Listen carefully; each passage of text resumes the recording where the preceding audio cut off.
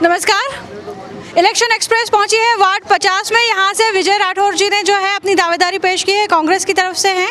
और यहाँ की हालात जो है कहीं और की बात करें तो बदतर है, कहना चाहिए। यहाँ पर जो है मूलभूत सुविधाएं, वही बात होती है कि रहवासियों को यदि मूलभूत सुविधाएं भी ना मिले तो वहाँ के हालात क्या होंगे ये बताने की ज़रूरत नहीं है। यहाँ पर सफाई जो है पूरी तरह से नदारद है, सड़कें नहीं हैं, पानी की जो समस्या है वो ठीक ठाक है, पर सीवरेज की जो समस्या है वो बहुत ही बुरी स्थिति में है। यहाँ के लोग गंदगी में रहने के लिए मजबूर हैं। यहाँ पर जो है शिक्षा का अभाव है, बच्चे जो है बड़े बुरी हालत में उन तक जो है शिक्षा पहुँच पा रही है। इसके अलावा बहुत सारी समस्याएं हैं, जानते हैं। यहाँ पर जो अपनी दावेदारी पेश कर रहे हैं विजय जी, सबसे पहले आपका बहुत बहुत स्वागत है। धन्यवाद आपका भी मैडम। मैं आपसे जानना चाहूँगी कि क्या स्थिति है इस वार्ड की? इस स्थिति इस वार्ड की बहुत ही दयनीय है। कई वर्षों से यहाँ पे सिर्फ भारतीय जनता पार्टी के पार्षद रहे और उन्होंने जीतने के बाद सिर्फ एक काम किया, जीते और जनता से मुंह मोड़ लिया, और उसी का नतीजा है आज के रमाबाई नगर का ये हालत है, IDMLD की हालत है, पिपलियाना काकड़ में हालत है। और कॉलोनियों की भी बात करें, ब्रिजेश्वरी की कोई अच्छी हालत नहीं है, वैभव नगर एक्सटेंशन की भी यही हालत है। ड्रेनेज, पानी की समस्या, ट्रैफिक, ये तीनों में ये नाकाम रही है बीजेपी की सरकार, बीजेपी के पार्षद। आपको लगता है कि आप आएंगे तो ये जो समस्याएं आपने बताई ये आपकी प्राथमिकताएं होंगी? मेरी प्रथम प्राथमिकता ही रमाबाई नगर है, इसलिए आज मैं आपको यहाँ लेके आया हूँ। मैं जब भी यहाँ से निकलता हूँ तो मेरे दिल में दर्द होता है कि माताएं, बहनें हैं, बच्चे हैं, ना इनके पास सीवरेज की, ड्रेनेज की समस्या है, ना पानी की व्यवस्था है, ना सफाई की व्यवस्था है। गाड़ी वाले को मालूम पड़ा होगा कि आज यहाँ पे टीम आने वाली है, तो गाड़ी वाला आज कचरा गाड़ी इसलिए लेके आया। बच्चों के लिए कोई सरकारी स्कूल नहीं है, आंगनवाड़ी नहीं है। ये मेरी प्राथमिकता है कि इस सिर्फ रमाबाई नगर का विकास मेरी प्राथमिकता है। इसको जीतने का कि इतनी माताओं बहनों का आशीर्वाद चाहिए मुझे। चलिए, बात हो रही है माता और बहनों की, और समस्याएं सबसे ज़्यादा जो होती है महिलाओं को होती है, क्योंकि सबसे ज़्यादा जो घर में रहती हैं, जो क्षेत्र में रहती हैं, वो महिलाएं होती हैं।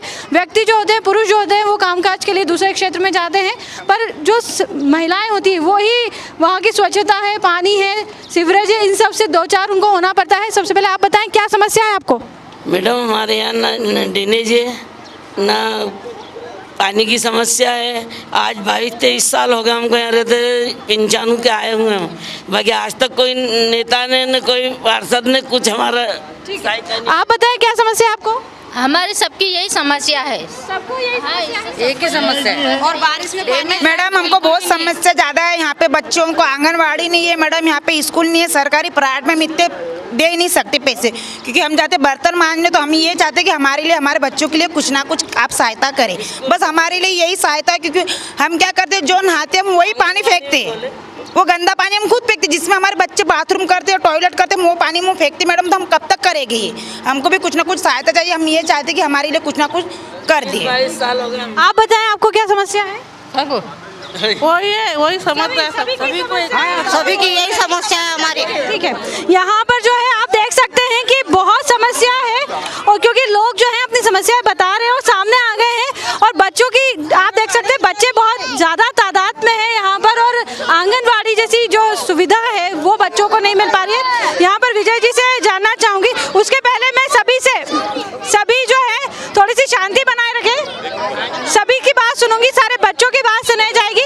आप बताएं, जिस तरह से बता रहे हैं कि निम्न वर्ग हैं और क्योंकि जो है शिक्षा जो है महंगी शिक्षा ये अफोर्ड नहीं कर पाएंगे, तो आंगनवाड़ी तो एक मूलभूत सुविधा होती है जो हर एक छोटी बस्ती में होनी चाहिए। क्या स्थिति रहेगी आपके यहाँ? आंगनवाड़ी हर बस्ती, छोटी बस्ती में होना चाहिए, वो इस बस्ती में नहीं है। मेरी प्रथम प्राथमिकता ये है कि बच्चों को उनका शिक्षा का अधिकार मिले। आंगनवाड़ी केंद्र में एक नया निर्मित कराऊंगा, जनता का आशीर्वाद मिलता है तो, और उसमें अच्छी से अच्छी एक मॉडल आंगनवाड़ी केंद्र उसको बना के दिखाऊंगा मैं इंदौर। ठीक है, आप जो हैं बहुत देर से उत्सुक है कुछ बताने के लिए, बताएं क्या कहना चाहते हैं आप? सबसे पहले तो मैं ये चाहूँगा कि मैडम हमारे वहाँ ड्रेनेज लाइन नहीं है, आंगनवाड़ी भी नहीं है, और बहुत समस्या है। और ठीक है, लाइट के बिल हमारे को इतना देते हैं, एक घर में 1000 रुपये देते हैं, 1000 रुपये 2000 रुपये, बताओ अब क्या चलाना है? ठीक है, ये जो समस्या है कि लाइट जो है आती नहीं है पर बिल जरूर आ जाते हैं और बड़े सारे आ जाते हैं, इसके लिए क्या नीति अपनाएंगे आप? इसके लिए जनता में अभी ना तो हमारी सरकार है ना हमारा विधायक है। बाकी इसका हमारा यही विकल्प है कि जनता की लड़ाई हम सड़क पे लड़ेंगे, विद्युत मंडल पे प्रदर्शन करेंगे। यहाँ सुनवाई नहीं होगी तो सीएमडी के पास जाएंगे, और अगर वहाँ भी नहीं होती तो जो मंत्री हैं विद्युत विभाग के उनके पास जाएंगे। बाकी इनकी लड़ाई को अधर में नहीं छोड़ेंगे, इनकी लड़ाई पूरी अंतिम सांस तक लड़ेंगे। घर में एक गोला जल गया उसको 1000 रुपये बिल आता है। ठीक है समझिए आपकी समस्याएं कि लाइट जो है बहुत नहीं के बराबर आती है, पर जो बिल है वो बढ़ चढ़ कर आ रहा है। कोई समस्या है आपको? बहुत ज़्यादा समस्या है मैम। पानी और सीवरेज के अलावा कोई और समस्या है? रोड नहीं है गली। रोड नहीं, सही बात है, रोड तो यहाँ पर नहीं है। गलियाँ जो है छोटी छोटी गलियाँ हैं, बच्चे वहीं गंदगी में बैठे रहते हैं, वहीं खेलते हैं। विजय जी आपसे जानना चाहेंगे, रोड जो है ये भी एक प्राथमिक सुविधाएं होनी चाहिए रहवासियों के लिए, वो भी यहाँ पर नहीं है। जैसा कि आप जानते हैं कि वार्ड 50 एक विकासशील वार्ड है, सभी बड़ी टाउनशिप कॉलोनी और बिल्डिंग पासपोर्ट कार्यालय यहाँ है। तो इस वार्ड में आके अगर आपको भी ये लग रहा है कि यहाँ रोड नहीं है तो आप खुद समझ सकते हैं कि कितनी बदतर स्थिति में यहाँ के लोग, मतलब आपने बहुत ही अच्छी बात करी, क्योंकि यहाँ ये जो वार्ड है यहाँ पर हाई राइज बिल्डिंग्स है, यहाँ पर पासपोर्ट ऑफिस जैसे बड़े कार्यालय हैं। हम यदि सड़क के उस तरफ की बात करें तो वहाँ पर कई सारी टाउनशिप्स हैं जो पूर्ण सुविधाएं वहाँ पर लोगों को मिल रही है, स्कूल भी है, बड़े अच्छे मंदिर भी हैं, पर बावजूद इसके रोड के इस तरफ की हालत जो है बहुत बुरी है। यहाँ पर एक सज्जन है मेरे साथ, उनसे जानना चाहेंगे आप कहाँ रहते हैं? स्कीम 140 में रहते हैं मैडम, और ये वाइडनिंग जो रोड का होना अभी तक नहीं हुआ है, जबकि स्कीम 140 में शुरू से होना था इसको। अभी ये पूरा चौड़ीकरण है ना 80 फीट का। कितने समय से रह रहे हैं आप? ये मेरे को हो गए 5 साल। 5 साल। इसके पहले आपने वोट डाला था? हाँ जी डाला था ना, हर वक्त डालते हैं हम। तो अभी आपको लगता है कि जो पूर्व पार्षद थे वो आपकी समस्याओं को हल नहीं कर पाए, पर विजय जी अब यदि आते हैं? बिल्कुल, इनका भविष्य उज्ज्वल है और विजय जी अच्छा काम कर रहे हैं, अभी भी सब मुद्दे उठा रहे हैं। ये जो है यहाँ पर लोगों का भरोसा है विजय राठौर जी पे कि यदि वो आते हैं तो उनकी समस्याओं का समाधान होगा, जो है उनकी समस्याओं को हल किया जाएगा। यहाँ पर जो लोग हैं बड़े सारे विचलित हैं, इनसे जानेंगे कि इन्हें क्या समस्या है, बताएं क्या है। 12 महीने हमारे मोहल्ले में बरसात में ही पानी रहता है, समस्या अब तक खत्म नहीं हुई है। हम जिस जो बात कितने सालों से आप यहाँ? 25 साल हो गए। अच्छा, 25 सालों में आपकी कभी कोई सुविधा आपको नहीं मिली? नहीं, पानी के इससे तो कोई नहीं मिली, पानी तो भरा था। तो आप हर 5 साल बाद जब वोट डालते हैं और आप खुद ही जनप्रतिनिधि चुनते हैं, तो आपको लगता है कि आप गलत जनप्रतिनिधि चुन लेते हैं? अब ये तो माने आदमी जो समय सब अच्छी बातें करते, वादे करते, काम हो जाए अच्छा होके उधर निकल जाते हैं। हमारे वहाँ बरसात खत्म हो गई है, भीमराव अम्बेडकर जी संविधान निर्माता है, उनके मंदिर में हम आज तक मतलब मान लो आप जब से पानी चालू आज तक अगरबत्ती लगाने जा नहीं सकते। इतना गंदा पानी यहाँ तक भरा हुआ है, सब बच्चे पानी में से निकलते हैं। ठीक है, आप बताएंगे, आप पीछे हो जाएं थोड़ा सा, है ना, आपके पास भी आएंगे। आपको क्या समस्या है ये बताएं। एक ही समस्या में हमारे पास में बस मतलब शौचालय भी नहीं है, ये वो मतलब आंगनवाड़ी भी नहीं है। आप पढ़ाई करते हो? हाँ। कौन सी क्लास में हो? फर्स्ट में हो? अरे वाह, मतलब यहाँ के जो बच्चे हैं उन्हें समझ तो है कि वो कौन सी क्लास में पढ़ते हैं, पढ़ाई करते हैं, वो कैमरे से नहीं डर रहे हैं, यानी कि वो काफ़ी समझदार बच्चे हैं। आपसे जानना चाहेंगे कि सबसे मूलभूत जो सुविधाएं रहवासियों को मिलना चाहिए वही नहीं मिल पाई, इसके लिए कभी आपने या आपकी पार्टी की तरफ से कोई विरोध हुआ है? कई बार विरोध हुआ, कई बार महापौर का घेराव भी हुआ, जोन का भी घेराव हुआ, और संबंधित नगरीय प्रशासन मंत्री के जब इनका इंदौर दौरा हुआ तब भी विरोध हुआ। बाकी कहीं कोई सुनवाई नहीं हुई, और फिर मतलब कि उसके बाद भी हम लोगों ने कभी हार नहीं मानी, इनकी लड़ाई लड़ते रहते हैं। इनके बीच में लगातार हमारा संपर्क है, हमारे लोग हैं आरने जी जैसे वरिष्ठ लोग हैं, विकास भैया हैं, ये यहाँ पे हमारा संपर्क कराता, अमर भैया हैं, तो यहाँ पे हमारा जीवन संपर्क बना हुआ है। अब जितना हम कर सकते हैं विपक्ष में रह के उतना हम करते हैं, और आगे मानवीयता भी है कि माताएं बहनें हैं, बच्चे हैं, तो उसके लिए भी जो हम कर सकते हैं करते हैं। आप बताएं क्या समस्या है? एक तो स्कूल की है, आंगनवाड़ी की है, कई माता बहनों को आज तक पेंशन नहीं मिली, बुजुर्ग है, अपंग है 2-3 व्यक्ति, उनको भी पेंशन नहीं मिल रही है। दूसरी बात, यहाँ युवा इतना बिगड़ रहा है हर चीज़ से, क्योंकि पास में कलाली है, रोड है नहीं, और यहाँ जो भी प्रतिनिधि चुनाव के लिए आते हैं कि हमें वोट दो, एक बार विजय बना दो तो आपका काम हो जाएगा। मतलब आपको वादे तो कर जाते हैं पर वादे पूरे नहीं करते। नहीं मैडम जी, नारियल अगर किराने की दुकान पे खरीदने जाते हैं तो अच्छे के लिए जाते हैं, अगर वो खोटा निकल जाता बाद में जब पता चलता है कि ये कितना बेकार प्रतिनिधि हमने बड़ी अच्छी बात कही कि जब नारियल खरीदते हैं तब तो पता चलता नहीं कि अंदर से अच्छा है या बुरा, वो तो जब हम खरीद के ले जाते हैं और भगवान को चढ़ाते हैं तभी पता चलता है। उसी तरह का यहाँ पर हाल है कि वोट दे दिए थे तब नहीं पता था कि जनप्रतिनिधि सक्रिय है या निष्क्रिय। तो अभी आपको क्या लगता है कि विजय जी को आप चुनेंगे तो किस तरह के ये जनप्रतिनिधि होंगे आपके लिए? मैं काफ़ी समय से विजय सिंह राठौड़ से मुलाकात करता हूं कि इनका जुनून है, काम करने का जज्बा है और ये हमें मार्गदर्शन पे अच्छे विचारों से इनके जो लगता है कि ये काम बहुत पूर्ण और अच्छे ईमानदारी से करने की क्षमता रखते हैं विजय सिंह राठौड़। और दूसरी बात है, हर पार्षद विधायक महोदय जी यहाँ से 3-3, 4-4 बार बूथ पे जीत चुके हैं, उसके बावजूद भी 3 बार टेंडर हो चुके ड्रेनेज लाइन के रोड के, उसके बावजूद भी 2 महिला पार्षद थी, वो पैसा पूरा ड्रेनेज का खा चुकी है। बीजेपी की पार्षद हो, महापौर हो, विधायक महोदय, मुख्यमंत्री जी है, संसद महोदय, सारी इनकी एक से एक कड़ी जुड़ी हुई है, फिर भी ये लोग इधर आँख उठा के नहीं देखते, इधर से निकलते तक नहीं कि क्योंकि ये गंदी बस्ती है इसलिए वो नहीं देखते। ठीक है, क्योंकि यहाँ पर जो है लोगों को सबसे बड़ी बात सरकारी योजनाओं का लाभ नहीं मिल पा रहा है और जो बात अभी उठाई गई है कि युवा जो है वो गलत रास्ते पे जा रहे हैं। बताएं क्या हुआ है, आपको क्या तकलीफ है? मैं लंगड़ा है, 10 साल से घर बैठा है, कई बार फार्म भरा पेंशन के लिए, पेंशन मिलती। ठीक है, इनको सरकारी योजनाओं का लाभ, अच्छा आपको पता है कि इस तरह की कोई लाभ मिलता है? कहीं नहीं, मतलब आपको सरकारी योजना का कोई ज्ञान नहीं है? कहीं नहीं। ठीक है, मतलब यहाँ तक सरकारी योजनाएं क्या हैं, किस तरह का लाभ इन्हें मिलना चाहिए, इसका भी ज्ञान नहीं है। यहाँ पर कुछ और भी युवा हैं, कुछ समस्या है आपको? नहीं है? वाह, ये बड़े अच्छे युवा हैं, इन्हें कभी कोई समस्या नहीं होती। और ऐसे युवा हैं, ऐसे युवा ही जो होते हैं अपने वार्ड की समस्याओं को जब नहीं बता पाते हैं तो कुछ सालों बाद यही है जो आगे कहते हैं कि हमें 20 साल हो गए हैं और हमारी समस्याओं का निवारण नहीं हुआ। जब इनके पास समय था तब इन्होंने ध्यान नहीं दिया, तब इन्होंने अपनी समस्याएँ नहीं समझी, बाद में फिर ये रोते हैं। तो सबसे पहले इलेक्शन एक्सप्रेस की तरफ से हम सभी से यही गुहार लगाते हैं कि कम से कम आप अपनी समस्याओं को समझें, अपनी समस्याओं को बताएं, तभी उसका निवारण होगा। यहाँ पर पीछे मैं जाना चाहूँगी और यहाँ पर जो है युवा है मेरे साथ, कुछ युवाओं से जानना चाहूँगी। यहाँ पर ये एक समस्या आई है कि युवा जो है वो गलत राह पर है क्योंकि ध्यान नहीं दिया जा रहा है और वो किसी नशे की लत में भी लग जाते हैं। तो क्या कहना चाहेंगे आप? जी देखिए, ये सब बहुत ही गलत है और जो यहाँ के जनप्रतिनिधि हैं उन्हें इस बात का पूरा ध्यान रखना चाहिए। हमारे जो बड़े भैया हैं विजय राठौड़, ये यहाँ पर दिल से अपना कार्य कर रहे हैं और इस क्षेत्र को सुधारने में वो पूरी तरह से मेहनत कर रहे हैं अपनी। आप बताएं। जी, मैं ब्रजेश्वरी एक्सटेंशन में रहता हूँ। वहाँ पर ड्रेनेज लाइन की इतनी प्रॉब्लम है कि कुछ बोल नहीं सकते। नगर निगम पे 311 पे कंप्लेन कर चुके हैं, रहवासी लोग वहाँ पे जा के कंप्लेन कर चुके हैं, कोई हल नहीं होता उसका।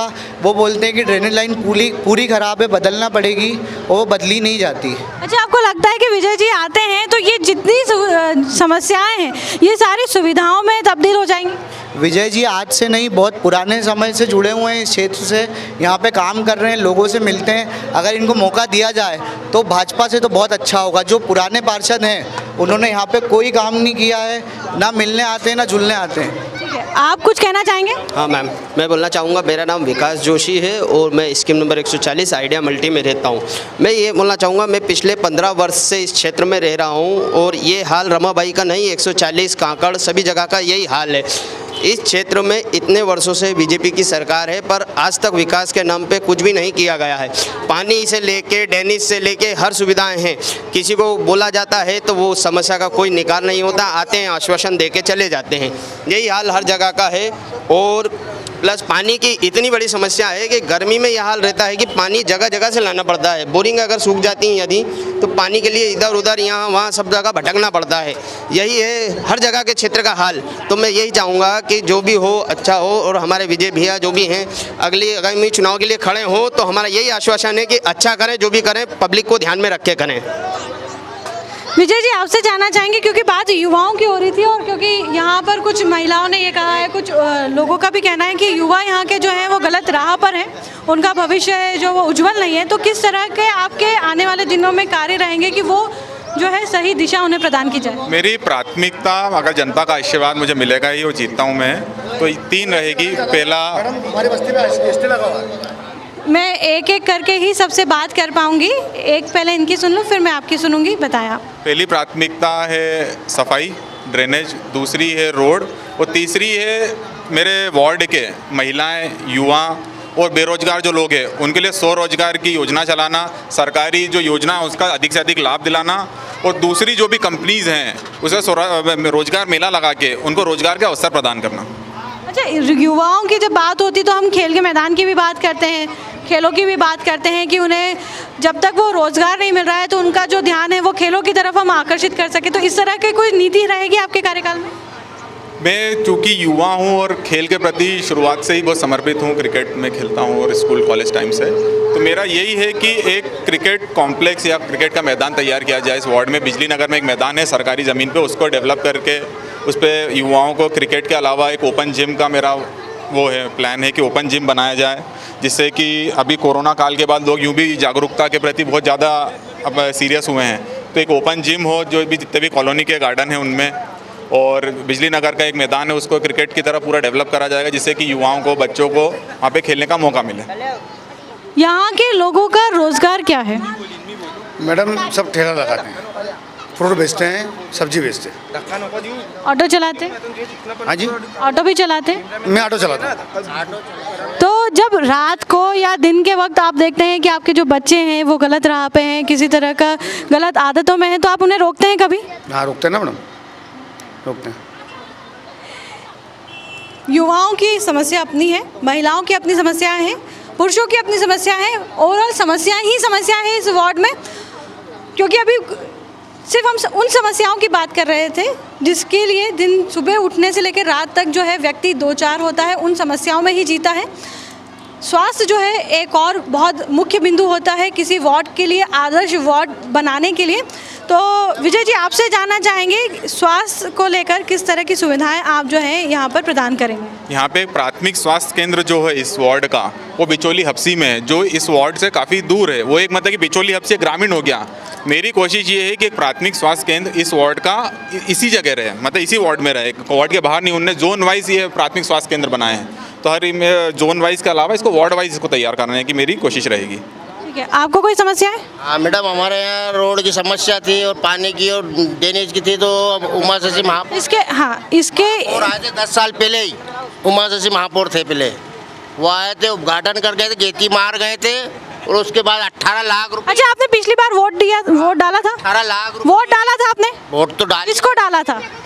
अब वो तो वोट डाल ही रहे, किसको? आपने कमल के फूल पे वोट डाला था कि पंजे पे? कमल के फूल पे समझ लो डाला। समझ लो नहीं, यदि हम यही नहीं समझ पाए, हमें यही याद नहीं कि हमने किसको वोट डाला है, तो फिर हमारी समस्या बताने का कोई फायदा नहीं है। यहाँ पर एक दादी है, उनसे जानना चाहेंगे आपको कोई समस्या है? चलो, ये जो है काफ़ी बुजुर्ग है और इनसे मुझे लगता है अच्छा इन्हें तकलीफ है बोलने की, इन्हें लगता है कि इनकी आवाज़ जो है वो पहुँच नहीं पाएगी। अच्छा धीरज जी, आपसे जानना चाहेंगे क्योंकि सत्यनारायण पटेल के भी आप खास रहे हैं, जीत कर आते हैं, तो उनसे किस तरह के आप जो है आशीर्वाद लेते हैं? आपका आशीर्वाद, उनका आशीर्वाद आप पे बनाई है, तो किस तरह का आपको वो ज्ञान या किस तरह की दिशा आपको प्रदान करेंगे? मैं एक चीज़ कहना चाहता हूँ कि मैं उनका खास नहीं हूँ, मैं उनके परिवार के सदस्य जैसा हूँ, और वो भी और उनका और उनके पूरे परिवार का आशीर्वाद मुझे उनके परिवार के भांजे भतीजों बेटे की तरह ही है। और मुझे राजनीति में लाने वाले सत्यनारायण पटेल जी हैं। मैं अपनी पढ़ाई कर रहा था, पीएससी की तैयारी कर रहा था, तो इनने 2008 में जब चुनाव लड़े तो उसके बाद से लगातार जो उनके लोकसभा और विधानसभा लड़े, तो उनका मैनेजमेंट मैं देख रहा हूँ और वही मेरे प्रेरणा स्रोत हैं और उन्हीं से मैं प्रेरणा लेता हूँ राजनीति करने की, और उसी की वजह से आज मैं आम आदमी की, गरीबों की समस्याओं को देख पा रहा हूँ, समझ पा रहा हूँ। अगर मैं जीत के आता हूँ तो चूँकि पिछला चुनाव पटेल साहब मामूली 1100 वोट के अंतर से हार गए थे, तो हमारी यही कोशिश रहेगी कि वार्ड जीतें, इस वार्ड को मजबूत करें और अगले 2023 के चुनाव में सत्यनारायण पटेल जी को विधानसभा भेजें। अच्छा, ऐसी कौन सी खास चीज़ें हैं जो आपको लगता है कि उनसे आपको आत्मसात करनी चाहिए? उनकी सादगी और उनका नज़रिया गरीबों के प्रति, ज़रूरतमंद के प्रति। उनके घर पे कोई भी आ जाए, मैं सालों से देख रहा हूँ, कोई भी खाली हाथ नहीं जाता है कि उनकी कोई भी समस्या रहती है वो उनको सुनते हैं, उसका निराकरण करते हैं, जो भी यथासंभव मदद होती है वो करते हैं। और ये मतलब कि उनके परिवार में ही है चीज़, और मैं उनको बहुत ज़्यादा मानता हूँ और वही मेरे प्रेरणा स्रोत है। बड़ी अच्छी बात है जो आपने जो गुणों को आत्मसात करने की बात कर रहे हैं आप अपने सीनियर से, वो है लोगों की बात सुनना, उनकी बातों को समझना, गरीबों की तरफ ध्यान देना।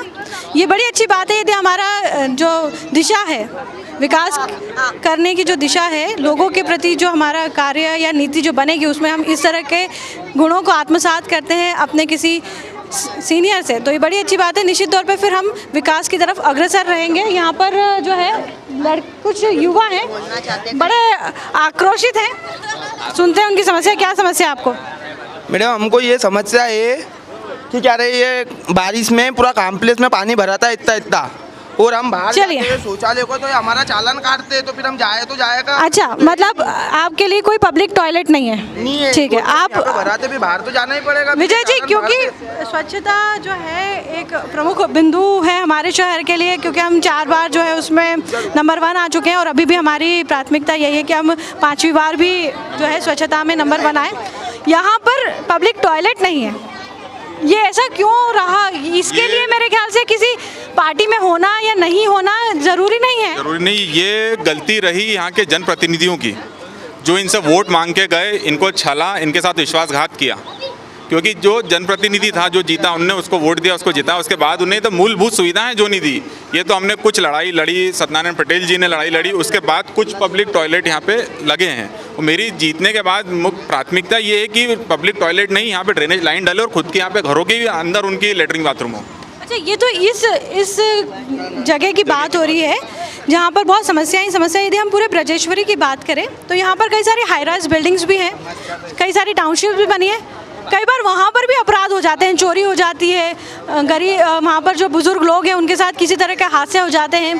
रात के वक्त की बात करें तो महिलाओं के साथ कभी कभार चेन स्नैचिंग जैसी घटनाएं होती, तो ये अपराधों को कैसे आप उन पे कैसे लगाम लगाएंगे? इसमें लगाम लगाने का मैंने जो एक प्लान जो तैयार करा है रहवासियों से साथ बैठ के, तो ये है कि ब्रजेश्वरी और उसके अलावा जो अन्य भी कॉलोनियाँ हैं, ये 140 कॉलोनी हो गई, वैभव नगर हो गया, श्री मंगल नगर दूसरी जो, तो वहाँ पे कॉलोनी के गेट लगाए जाएं रहवासियों के साथ मिलके उनकी मदद से, कुछ सरकारी निधि से। तो कॉलोनियों के गेट लग जाएंगे जब, तो सिर्फ 2 ही एंट्री और एग्जिट पॉइंट चालू रहेंगे। तो रात में वहाँ पे चौकीदार को बिठाएंगे और उसके बाद CCTV कैमरे का प्रबंध करेंगे। इसके अलावा यदि हम महिला सुरक्षा की बात करें तो क्या नियम रहेंगे आपके? महिला सुरक्षा चूँकि बहुत प्राथमिक है और महिलाओं के प्रति अत्याचार और दूसरे अपराध बहुत ज़्यादा बढ़, क्योंकि निचली बस्तियों में, इस तरह की बस्तियों में महिला अपराध जो है ज़्यादा रहता है उनके साथ। यही सोचना है और मेरा ये प्रयास रहेगा कि मैं इन बस्तियों के आसपास, चूँकि पुलिस चौकी कोई नहीं है, पुलिस चौकी नहीं होने की वजह से अपराध बढ़ते हैं, क्योंकि आप थाने पे फ़ोन लगाते हो, फिर बीट वाला कब आएगा कब जाएगा, उतने में अपराध होकर निकल जाता है। तो मेरा ये प्राथमिकता है कि यहाँ पे पुलिस चौकी का निर्माण हो, जिसमें 24 घंटे 2 लेडीज़ जवान और 2 पुरुष जवान रहें। ठीक है, यहाँ पर एक चीज़ जो है यहाँ के लोगों से जानना चाहूँगी कि यहाँ पूरी दुनिया जो है कोरोना से दुखी थी, तो यहाँ पर कैसी स्थिति रही जब कोरोना काल चला, यहाँ पर लॉकडाउन था तब?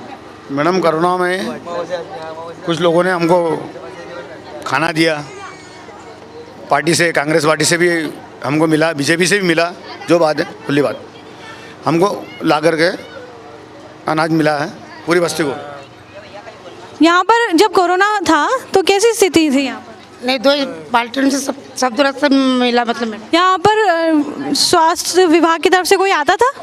मतलब यहाँ पर किसी को कोरोना हुआ था? नहीं हुआ। ठीक है, अच्छी बात है कि यहाँ पर जो है यहाँ पर जो है स्वास्थ्य सुविधा नहीं होने के बावजूद भी जो है ये क्षेत्र कोरोना से इतना प्रभावित नहीं हुआ जितना कि शहर के दूसरे क्षेत्र हुए। बात आखिरी में एक चीज़ जानना चाहेंगे विजय जी, सरकारी योजनाओं का जो लाभ है लोगों तक नहीं पहुंच पा रहा है, उनको ज्ञान तक भी नहीं है ना, तो किस तरह जो है लोगों तक पहुंचाएंगे वो? इसके लिए लगातार कैंप आयोजित किए जाएंगे, आयुष्मान योजना हो, वृद्धा पेंशन योजना हो, और जो भी योजना है स्वरोजगार की, तो हर बस्ती में, हर मोहल्ले में हम हमारे स्तर पे उसका कैंप लगवाएंगे और उनके फॉर्म एक साथ जो भी संबंधित विभाग हैं, कलेक्ट्रेट है, नगर निगम है, जो भी है वहाँ पे हम पहुँचाएंगे, ये हमारी जिम्मेदारी रहेगी। अच्छा विजय जी, क्योंकि आप खुद युवा रह चुके हैं और अभी एक ने बताया भी था कि इस साल जो है, इस वक्त जब चुनाव आएंगे तब वो पहली बार वोट डालेगा, मतलब वो पहला जो है आपके लिए वोटर हैं। तो इस क्षेत्र में ऐसे कई सारे वोटर्स होंगे जो पहली बार वोट डालेंगे, कुछ ऐसे होंगे जो बाहर से आए होंगे। तो सबसे बड़ी समस्या ही अपना नाम जुड़वाना होता है वोटर लिस्ट में। तो क्या तरीका रहेगा आपका? नाम हम इसका प्रयास मतलब कि नाम जुड़वाने का काफ़ी समय से कर रहे थे, चूँकि 8 से 15 तारीख आखिरी थी, तो उसमें करीबन हमने 700 या 750 के आसपास नाम हमने नए जुड़वाए हैं। और जो पुराने नाम थे जो 2-2 बार चढ़े हुए थे वो नाम कटवाए भी हैं। तो इस तरह से मतलब कि हमने प्रयास करके करीबन 2000 नाम पूरे वार्ड में बढ़वाए हैं। आपको हमारी शुभकामनाएं। बहुत बहुत धन्यवाद मैडम आपको। मैडम एक चीज़ और बोलना चाहूँगा। बताएं। इस बस्ती पे स्टे चल रहा है मैडम, हमको यहाँ 26 साल हो गए। और जब हम यहाँ आए थे, जो हमारे पार्षद थे रमेश, क्या था उनका नाम? नहीं पटेल साहब तो थे। चलिए ठीक है, मतलब आपकी जो बस्ती है उस पर स्टे लगा हुआ है और आपको हमेशा डर बना रहता है कि कभी भी आपको ये जगह, तो आप ये स्टे क्यों लगा? मैडम ये हमारे जो हमको तो कलेक्टर ने बसाया, नगर निगम ने बसाया, लेकिन जो हमारे जो पहले जो थे विधायक, जो पार्षद थे, उन्होंने पैसा खा लिया इस बस्ती का 26,000। ये अवैध बस्ती है? नहीं अवैध नहीं है, बसाया गया मैडम, कलेक्टर ने बसाया। तो विजय जी, क्योंकि आखिरी बार फिर मैं आपके पास आऊँगी और जानना चाहूँगी कि जैसे ये समस्याएं बड़ी गहरी समस्या है कि प्रशासन ने ही बसाया और प्रशासन ही हटाना चाह रही है। इसका प्रकरण न्यायालय में विचाराधीन है और इनकी लड़ाई हम लड़ेंगे और कोई ताकत इनको यहाँ से हिला नहीं सकती है। इस बात की गारंटी और इस बात का आश्वासन मैं आपको देता हूँ, मैं, मेरी पार्टी और समस्त लोग देते हैं, क्योंकि काफ़ी समय से रह रहे हैं और मानवीयता के आधार पर इनको हटाया नहीं जा सकता है सब।